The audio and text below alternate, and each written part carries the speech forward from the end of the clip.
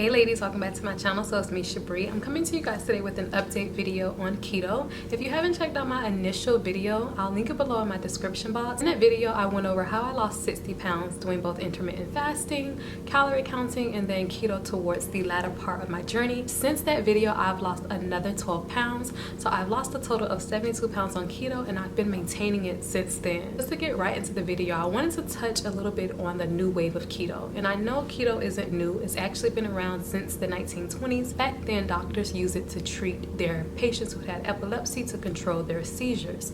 Through that study, they actually realized that you can lose weight from doing keto. That's how the keto diet for weight loss came about. Now, I see a lot of companies, you guys, taking advantage of the consumers, just trying to make a quick dollar off of us.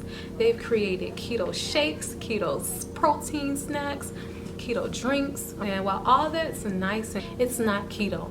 Keto is supposed to be strictly 80% of your food source coming from fat, 5% or less coming from carbs, and then 15 to 20% will come from protein. Anything other than that is not going to be keto. Your body does not have a good chance of getting into ketosis. Definitely why you're not losing weight or you plateau. I've had quite a few comments on previous keto videos where people ask, are certain keto snacks or keto drinks okay to eat? I would suggest to look at the ingredients on the food label. I know the actual macros may read as zero carbs, zero sugar, but you want to go a little further and Google what's actually in that food. A lot of those ingredients are just listed as another name for sugar. Sugar is omitted on the keto diet. You cannot have sugar. So if you notice you're not losing weight, that could be why. A lot of those keto snacks could be stalling your weight loss. Okay, when I first started keto, I kept it as simple as possible. I keep saying that because I don't think people really understand. It doesn't have to be so complex. You don't have to follow those keto recipes. You can eat simple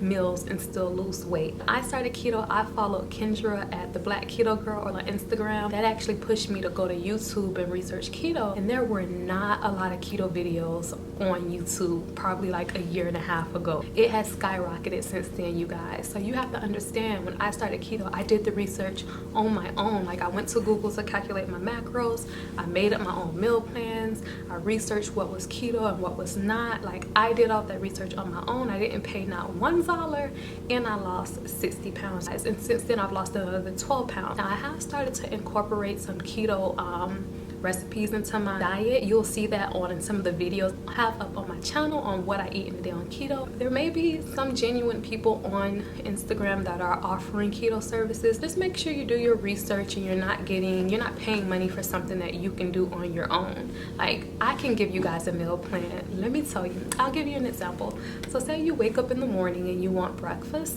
You can do something as simple as bacon, some eggs, scrambled eggs with cheese, and a few slices of avocado to get your healthy fats in, and you have a high fat, no carb, moderate protein meal. That's breakfast. Simple. You go throughout your day, you're a little hungry, you can pick up some almonds, walnuts, or pecans and snack on, just to hold you over until you get to lunch. Go out with your coworkers for lunch. You go to, say, Wendy's or McDonald's or Chick-fil-A, and you didn't bring lunch from home. You can still eat off of their menu, get like a salad, and stick with their basic salads, like a Cobb salad or a grilled chicken Caesar salad. That way you can control exactly what's in the salad, and then get your dressing on the side so you can, again, look at those ingredients, see how much sugar is in there. If you have to eat the dressing, just make sure you're planning for it. Another tip, again, I want to just throw in there is to keep a food journal. I mentioned this in my initial video, but I want to mention it again and stress to you how important it is to keep a food journal and actually track the macros in the food that you're eating, because there are a lot of hidden carbs, you guys, in food, and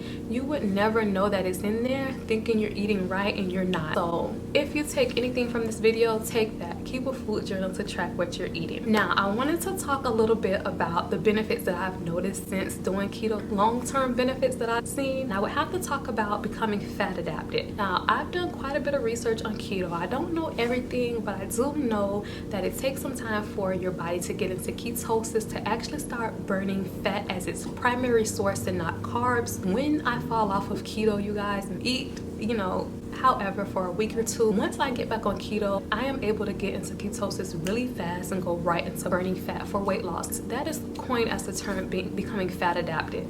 Once you've done keto for quite a while and your body is used to it, your body is pretty much trained to use fat as its primary source for energy, it will not take you a long time to get right back on the bandwagon to losing weight if you fall off. So that's one of the benefits that I've noticed. Another benefit is just how I feel. I'm less bloated throughout the day. When I wake up in the morning, I don't have any bloating. I don't feel heavy after eating food. My overall insides just feel clean since taking out all of that sugar, since taking out all of those carbs. My body just seems as though it doesn't have to work so hard at night to process or to digest the food that I've eaten. So I like the feeling that I get when doing keto. Another benefit I will say is that it regulates your menstrual cycle. If you're a woman who's experienced issues with your cycle, I'm not a gynecologist, so I can't tell you that this will work for you for sure. I can just say for me, it worked. My cycle has become regular. When I get my cycle, it's not painful. I don't have so much heavy cramping. Like, it has regulated my cycle really well. There have also been ladies who don't get their cycle at all, and once they start keto, it'll bring your cycle back on. Like, look up the benefits of keto. What's crazy is that a lot of us women don't understand how much our hormones have an effect on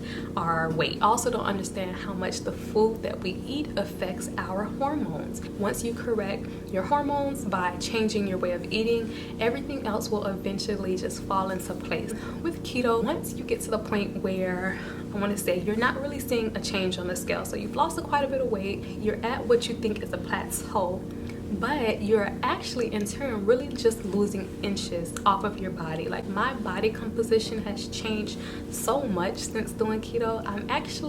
Since I've been maintaining my weight loss, people still think I've lost weight, but I have to just attribute that to the fact of my body itself just changing. Like, I'm losing inches. I may not be losing as much weight on the scale as I like, but those inches are still coming off. Now, a downside to keto, and I really wouldn't say it's a downside, but it would just be that it is limiting, it is restrictive. You can't eat everything you want to eat, but that just teaches you to be prepared. Don't go out say to the movies and think you're gonna be okay, because you're gonna be tempted to eat popcorn. So just take like some almonds with you, something that's keto friendly to keep you on track. That's definitely another tip I would give to you, is to stay prepared. If you stay prepared, like by planning out your meal for a few days, it will lessen the chances of you cheating and not knowing what to eat and grabbing for the most convenient option, which I'm telling you isn't going to be keto friendly. So take it from me, just stay prepared. Oh yeah, ladies, that's really the only downside I have to keto. I've never experienced like having the keto flu, having keto breath.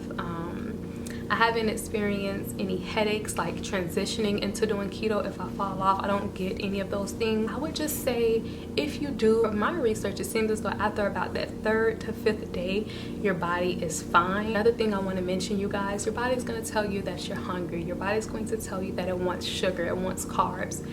It doesn't. It will be okay, I promise. You have to fight past that hunger. Once I made the choice again to lose weight and this is what I was going to do, I just stuck with it. Like, to me, it's like, okay, I knew what it took to do it, so if I didn't do it, I could only be mad at myself, and I just couldn't live with self-sabotaging myself. I did the research and I basically just applied what I learned. Yeah, that's really it, you guys. If you want like more keto videos from me, thumbs up so I can get them out to you. If you guys want a weight loss management video after keto, thumbs up, because I definitely have a lot of tricks, a lot of information to give you guys on how I maintain my weight when I'm not on keto. If you have any questions, leave them below in my comment section, and until my next video, I will see you all later. Thank you for watching.